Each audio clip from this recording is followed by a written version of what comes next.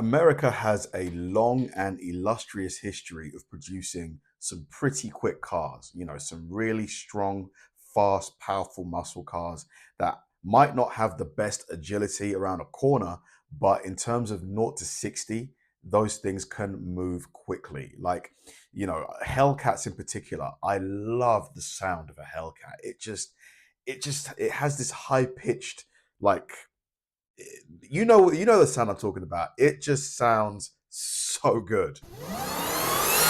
Dodge is bringing back the Demon for one last run, and this time, did you hear that?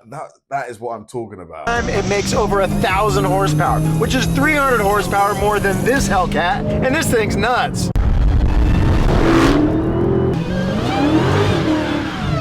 Dude, Hellcat noise for me is one of the best sounding cars there is, without a shadow of a doubt, in my opinion. Demon could very well be the fastest and lastest new gas-powered American muscle car ever made. And that got me feeling pretty sad and nostalgic. So today, we're gonna talk about the fastest American cars ever made to see how we ended up with this.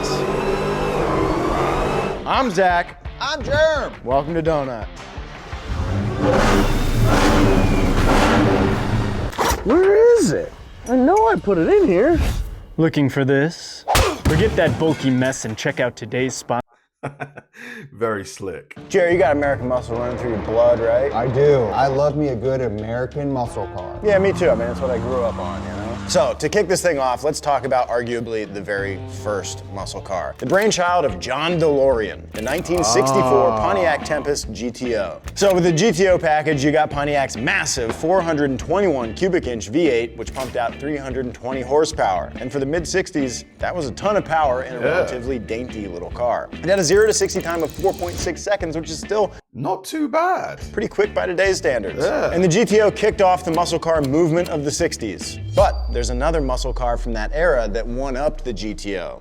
Jared, do you know what that car is? I do. The Shelby Cobra. Ooh, that is a gorgeous car. Oh my God. Give me this in black. Black with the white stripe. Ooh. Carroll Shelby was like, hey boys, why don't we put an even bigger engine in an even smaller car?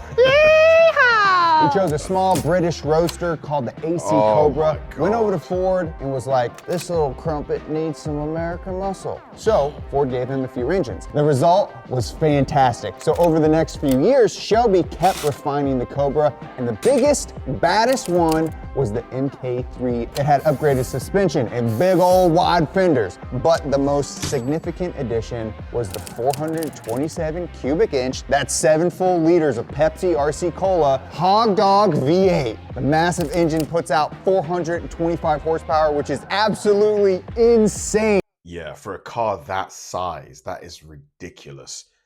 For a car that weighs less than 2,500 pounds. Yeah, that weighs about the same as a Miata and makes way more power. I bet that thing can move quick.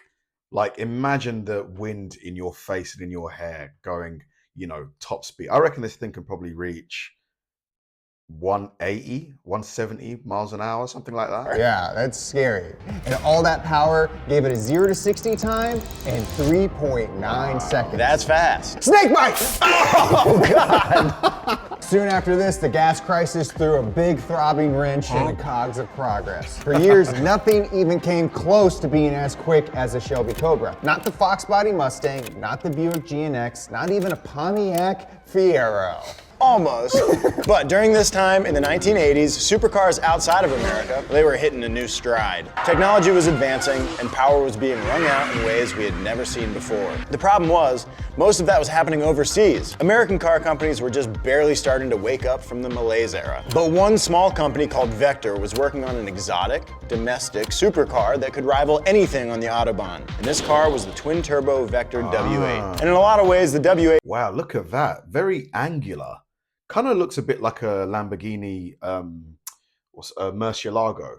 It was ahead of its time. The monocoque chassis was made out of carbon fiber and Kevlar. The twin-turbo 365 cubic inch aluminum pushrod V8 was fitted with intercooled Garrett turbos and cranked out a claimed 625 horsepower at only pounds of boost. Woo! But, Jerry, when that boost was cranked up to 14 PSI at the dyno, the W8 made an insane 1,200 horsepower. Damn. When Car and Driver tested it, they were able to get to 60 miles an hour in 3.8 seconds. That's fast. Faster than the Cobra, and way faster than the Fiero. And this brings us to the 90s. A funny thing happened in the 90s. There was a big push for more power in road cars, but this time, it wasn't the Americans. This time, it was German muscle. Oh! Cars like the Audi S8, BMW E39 M5, Oh. the Porsche 928 GTS, and the Mercedes 5. Oh my God, this is a bad boy of a car, mate. Oh my God.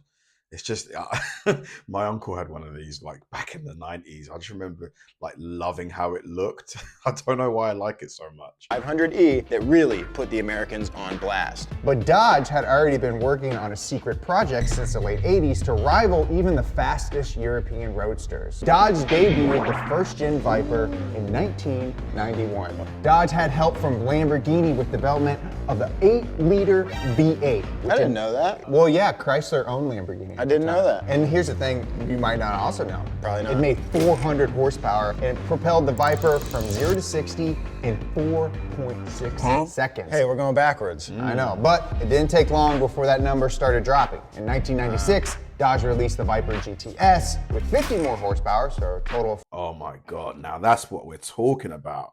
Now this, when I think of an American fast car, Viper, Dodge Viper, like just, this is just, yeah. 450, and that was able to shave off half a second from the 0 to 60, resulting in a time of 4 seconds flat. Then in 2003, the Viper SRT10 was able to break the 4-second barrier at 3.9 seconds. And by the last generation, the best production version, the Viper ACR, and its 645 horses, was able to go 0 to 60 in 3.4 Very seconds. fast. Woo! That's quick. That's so fast. But you know what car is next on this list that's very beautiful? And beautiful to everyone. Yes. The Ford GT. Now, the Viper was one of the first cars of the retro futuristic movement that happened in the That car is so gorgeous, man. I love the shape. You know, this long bonnet here, you know, the sleek sort of like rounded shape of the chassis. Oh, this is really pretty. 90s and 2000s, but Ford made one of the most memorable. Harkening back to the Ford versus Ferrari days of the 60s, Ford debuted the GT, a modern homage to the GT40 that raced in Le Mans. This mid-engine sports car won several awards, including the gold at the Clio Product Design Awards, something that I am very familiar with. Are you?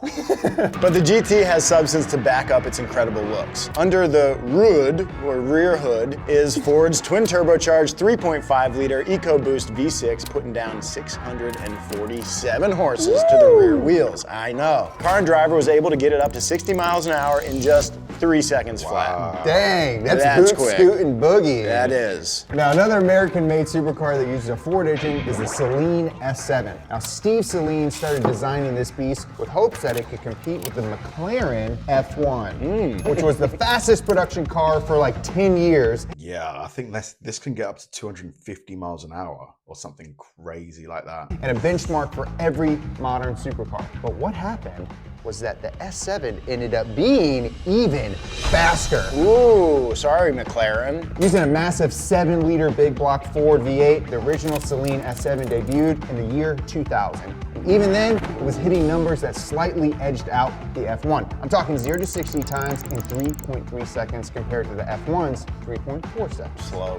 But Stevie Boy wasn't happy with being slightly better than the McLaren. So in 2005, they debuted the twin turbo. Very nice looking car, very interesting, super like modern. It looks, if you had to guess where this car, if you'd never heard of a Celine S7, you'd probably guess this was Italian, wouldn't you?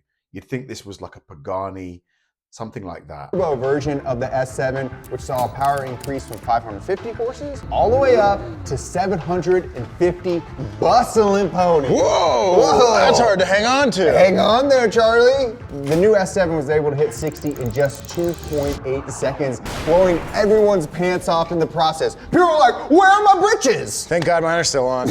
That was an incredible feat of engineering. Celine helped usher us into an era of modern hypercars. We are now in the sub 3-second territory, and this is where things get a little crazy.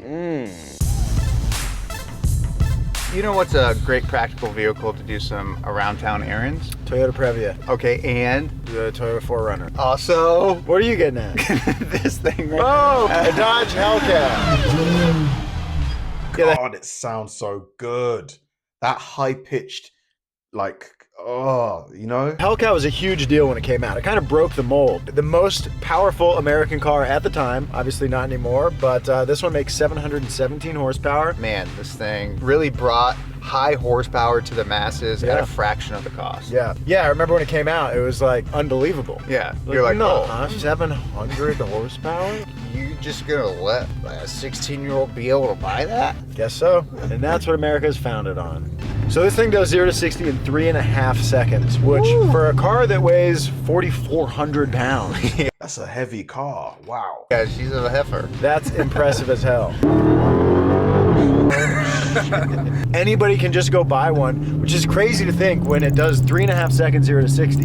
That's only a 1/10 of a second slower than the Dodge Viper ACR, which you kind of think of as like a holy grail, like almost unattainable car. Yeah, But American supercar. Yeah, but then you've got this big old car with all sorts of creature comforts. It's a great place to be, something you can actually run errands in. Yeah, there's something about when you get behind the wheel of this thing, it Yeah. kind of turns you into a little bit of a road jerk. Yeah, what do you think it is?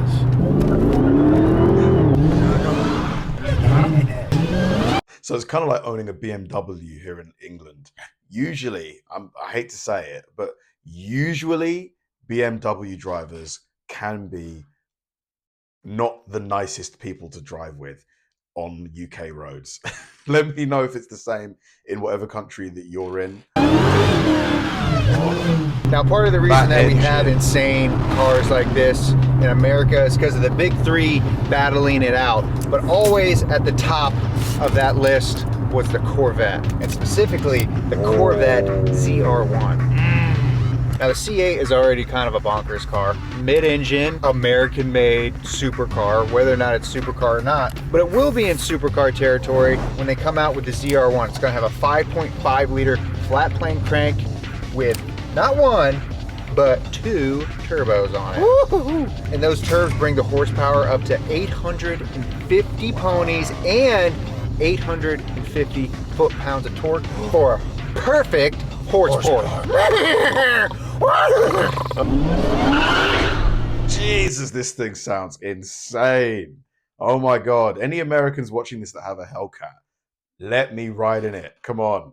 Invite me over. Okay, moving on. It's gonna get faster from here. We talked about this next car in an episode of Wheelhouse a while back. I'm talking about the SSC Tuatara. The Tuatara was in development for 7 years before it debuted in 2018. It's named after a reptile that has the fastest molecular evolution of any animal in the world. I can evolve fast too. I got a tail. The body was designed by someone who had previously designed cars at Pininfarina, and under the hood featured a 5.9-liter flat plane crank V8, which is tuned to make 1,750 horsepower. What? Almost 2,000 horsepower. God damn. Okay, we are getting to like insane levels of horsepower now. On E85 gas. That's reasonable. But when SSC took it to the dyno, it made 1,890 horsepower. Although the top speed is disputed, there's no disputing that this is an incredible machine. The 0 to 60 time of the Tuatara is a spectacular 2.6 seconds. Whoa. Now, we only have a few more cars on this list, and it's only gonna get more ridiculous from here on out.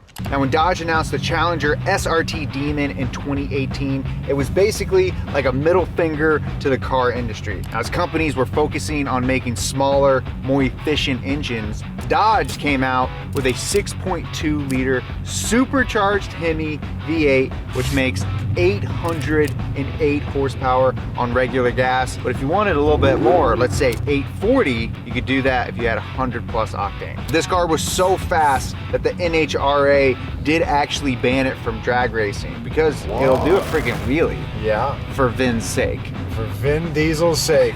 Yeah, the banning thing was, I mean, that was all. Why did they ban it? I would have thought the NHRA being the, you know, like they're all about speed, acceleration, all that kind of stuff. Why would they ban any car? It was just because it went too fast to not have a roll cage, right? Right. So it was banned unless you put a roll cage in. It's no wonder the NHRA banned it because it does 0 to 60 in 2-3 seconds. But here's the thing, if you were to prep it on a drag strip, the Demon can hit 60 in 2.1 seconds. Now our next car. Do you know how ridiculous that is, guys? That's basically like 1, 2, and you're at 60 miles an hour. That is bonkers. Joby, is a car that is in response to the Demon. Oh, really? Now the Demon did some interesting stuff because it got its 0 to 60 time down real low because it used a prep surface to hit that time. So this next car, this person, you could say, has an ego, wants to go into space. You could even say he wanted to build the fastest American car ever made. Do you know who that guy is? Bill Gates? Close. My dad? Joby's daddy, Elon Musk. Now Tesla had very specific guidelines when getting a 0 to 60 time when they debuted their Model car, the Model S Plaid. Named after a dumb joke from a 35-year-old movie that a 50-year-old thought was a peak comedy. What's that movie? Spaceballs? That's it. The Plaid boasts 1,020 horsepower. That's a lot. Hopping in your Plaid and mashing on the accelerator pedal isn't enough to achieve Tesla's claimed 0 to 60 time. For that, you need to put it in park, navigate to the drag strip mode through the infotainment system, then you wait for about 10 to 15 minutes for your car to prep itself for the brutal launch. That's insane, 10 to 15 minutes? I ain't got time for that. Nah. So the batteries in the motor are cooled, then it lowers into cheetah stance.